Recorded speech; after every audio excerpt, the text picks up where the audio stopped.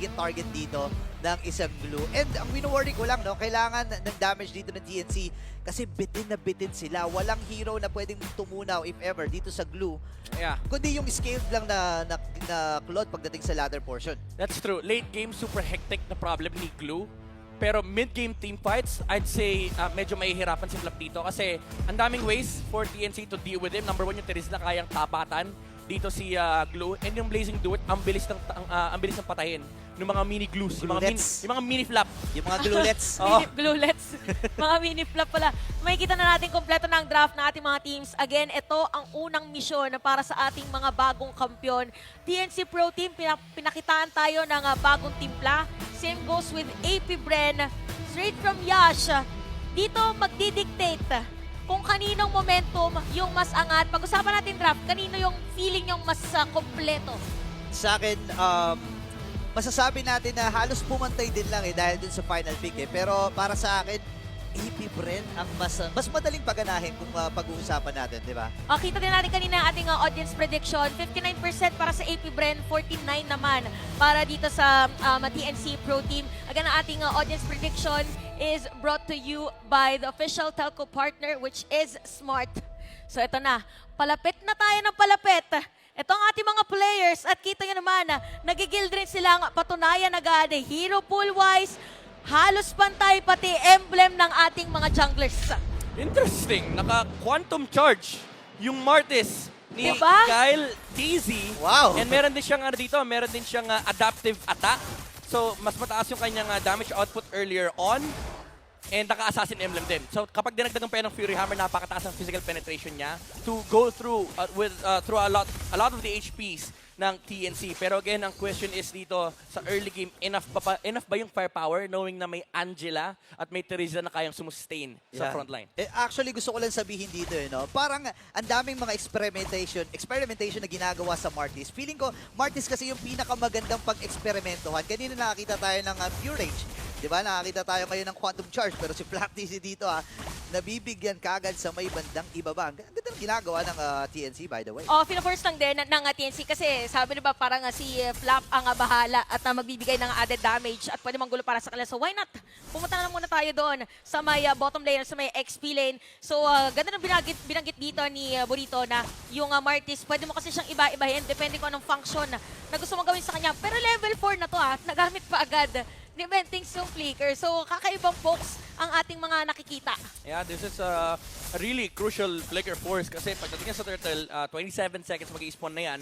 Walang flicker si Bentings and makikipag-unahan pa sila sa level 4. And nagsiset up na ng level 4 dito for AP Bren. Si Pew, malapit na rin siya pero King Kong, nagamit ulti yan. din. Okay. Parang maaaga ngayon ang paggamit ng ating mga players pagdating doon sa even flicker. Kanina nakita natin, nagamit na rin yung ultimate dito ni King Kong. So medyo walang baon ngayon ang TNC pagdating dito sa ating turtle objective. Paunahan muna talaga mag-level 3. Yeah. Pero parang paunahan din, makaposisyon dito sa ating turtle objective. So nakapwesto na tatong players para sa AP Bren. Si King Kong ay lumabas na kanyang purple buff.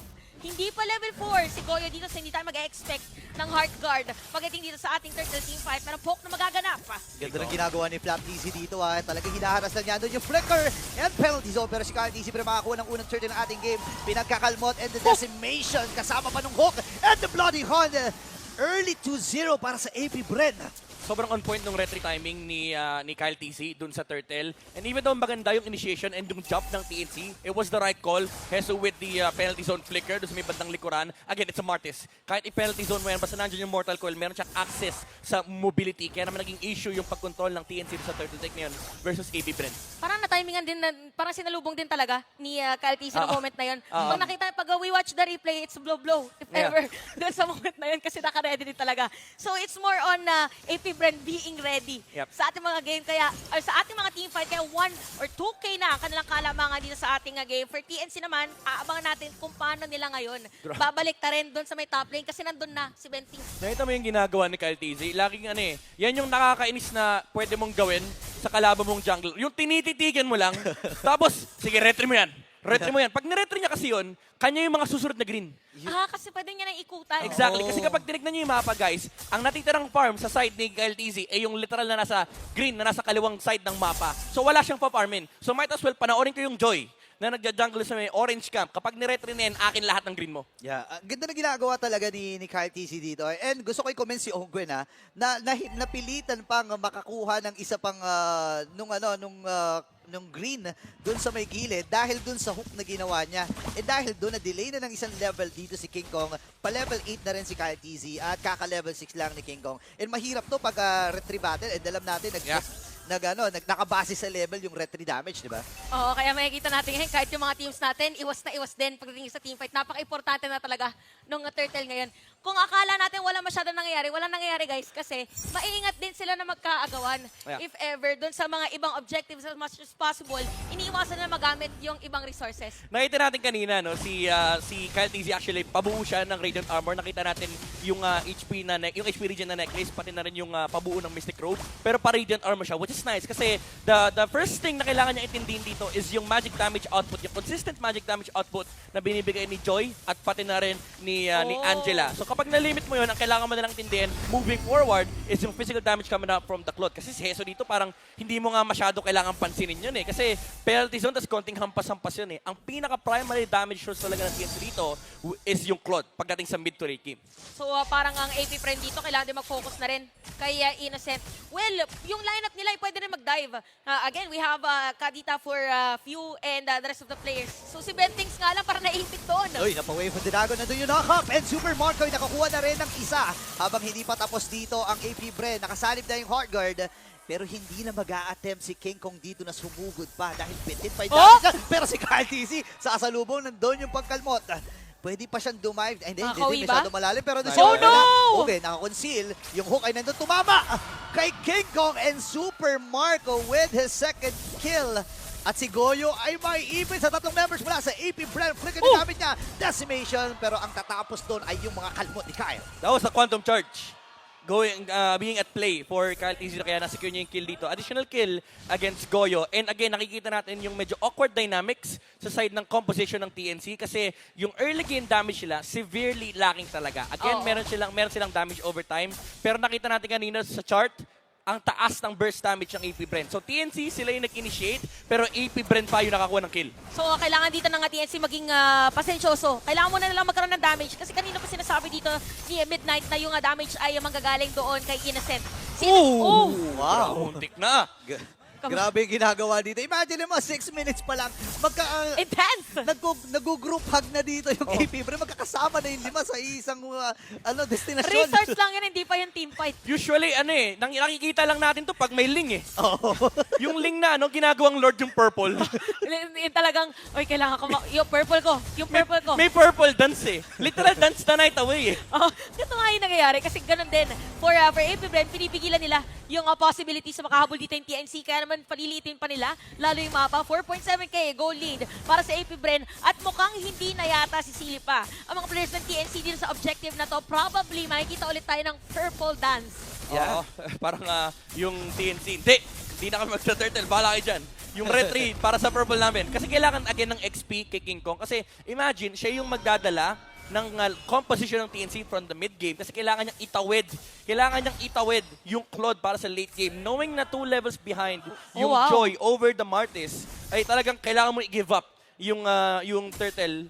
And shout out sa mga junglers dyan, alam nyo yan. Pag level 9 ka, level 11 kalabang mo, purple talaga ang next na objective mo. Oo, wag na muna talaga. Pero ito makikita nyo naman, yung mga poke damage dito ni Innocent ay medyo na doon na. So, konting kapit lang muna sa kanilang mga natitirang tore. Yeah. Kasi yung Claude, mahirap talaga na pigilan ng Claude pag dumating sa late game. Not unless ay mag-isa-isa. Oh, yun lang. Wow! Sabi ko sana mag-iisa-isa yung TNC, pero parang AP Brent pa rin ang mag-iisa-isa as they kill Bentings. Oy, napag-flicker din. And yung Bloody Hunt, may nakakap din mula kay Pew. And si Flatty si makakuha nun. Habang nakasalip na yung Hard Guard, King Kong dito versus 4. Nagpaulan na rin dito si Super Marco at aatras muli ang TNC. Dalawang naging casualty dun. 10 bits talaga yung damage dito coming out from TNC. And grabe yung pinakita ni Few na Mastery. By the way, Cho yun, hindi nga man lang siya nag-commit ng Petrify. Ganon niya kakabisado yung combo and ganon kaganda yung angulo na nahanap niya kanina. Nag-check push si Bentings pero na-punish kagad siya ni Kadita. And TNC, they wanted to fight, may sustain again on King Kong. Pero even yung Beatrix hindi namatay. Oo nga, parang ang mangyayari ngayon para sa TNC talaga is again, kailangan lang muna na makukuha ng farm. Take note guys, almost 9 minutes pa lang tayo sa ating laro. Pero 7-0 yung ating score at unti-unti pang lumalaking kaalamangan dito ng AP Bren. For TNC, their strength is really more on the team fight. Pero nauuna kasi si AP Bren dun sa mga solo kills. Yun yung napapansin ko personally. Kinagandahan si Innocent nakakapagpugak gaming. Yeah. Ito yung binabanggit natin kanina, yung early game na advantage coming out from AP Bren, lalo pat yung additional sustain na nanggagaling kay Glue. Kasi ang problema nga ng TNC is wala silang initial burst. And having a Glue as an explainer, may may parang pseudo secondary life kapag ginamit mo yung split-split. So, Flapteasy, ang ginagawa niya buong game is, ang sinasabi niya sa TNC, sige, bawasan niyo ako, patayin niyo ako, try mo lang. Testing lang, tapos after ng split na lang bigla. So ito makikita natin na Lord Jettig, merong sipa, naggamit yung sipa, and Lord makakuha ng AP Bren. Isang mabilis para sa kanila. Pwede pa silang kumuha dito. Nandun yung hook. Pero wala nang tinamaan. Dire-diretso na ang pag-atras ng TNC. At gusto ko lang sabihin, napakahirap ng gumawa ng contestation dito ng TNC. And alam natin na itong klaseng komposisyon kapag hindi gumana ng early, ang isang aasahan mo na lang is yung Claude sa late eh. Oo, talagang yun lang ang pag-asa dito ng TNC. Kasi yung binubuong perimeter ni Flapteasy ay hindi talaga kayang basagin ng TNC. Even though again, may mga backline access sila, nandyan yung Joy and may additional sustain. Pero gaano mo kasi katagal kaya i-sustain yung laban habang wala ka pang damage? Samantalang sa side ng AP Bren, gumapaw eh. Nandyan yung Kadita, nandyan yung Beatrix. Kahit nga yung Martis, walking damage dealer yan eh, kahit full tank. Kasi again, kapag bumaba yung HP ng TNC, Dire-diretso lang. dire-diretso yung decimate. Decimate. Hanggang lahat ng mga decimal point, makakuha na niya. Yung pinakadulong 0 ay maabot na. Again, for AP Bren ngayon, napakalinis sa kanilang pinapakita. For TNC naman, si Innocent, binanggit natin yung Pugak Gaming, from time to time rather, ay nakakapag-push siya or nakakapag-deal ng damage. Kaso ang problema, medyo risky play pa nga yun eh. Uy, Kapag pero wait lang meron yatang vision mangyari. Pero ito ginamit na. Oops, Flapteasy may ipit, pero pinaghahampas Ayan, dito. second life. Execution strike. Kaya lang kinagat kagad itong si Ben Tings. Habang si Jesus ngayon, bababa ng kalahati yung boy Innocent, mapapa-BMI out at si King Kong ang magiging kabayaran sa mga naganap. Pero hindi pa pala tapos ang AP Bren. Mapapatumba rin si Goyo sa naging proseso na yon. Grabe, ultra fast na pagkakahook para dito kay Ogun na moment na yun. Akala natin wala na play, pero meron pa rin talaga as the pressure continues for TNC Pro Team. Gusto nila dumepensa, si Bentings mang gagaling doon sa likod. Pero nakakonceal na si Bentings. Okay, so nakita na nila si Bentings sa may bandang likuran. Ngayon ang target nila ay itong bottom lane. Pero saan ka pupunta, Jesus? Hook ay tumama, pero si Jesus dito ay mapapa-flicker din palayo habang nandun yung penalty zone. Split lang ay sasagutin din Flapteasy. Pero flicker. si King Kong, flicker na gamit din. Pero magiging successful si King Kong doon. Pero nandun na naman yung hook mula kay Ogwen. King Kong is down, flicker na gamit na. Pwede mag-base lock dito ang kumuna ng AP Bren. Pero pwede rin na ituloy dun sa may top lane. Ay, susuko, pero nandun yung Purify para mainigtas si Innocent. A hook after another hook. Yan ang pinapakita sa atin dito ni Ogwen.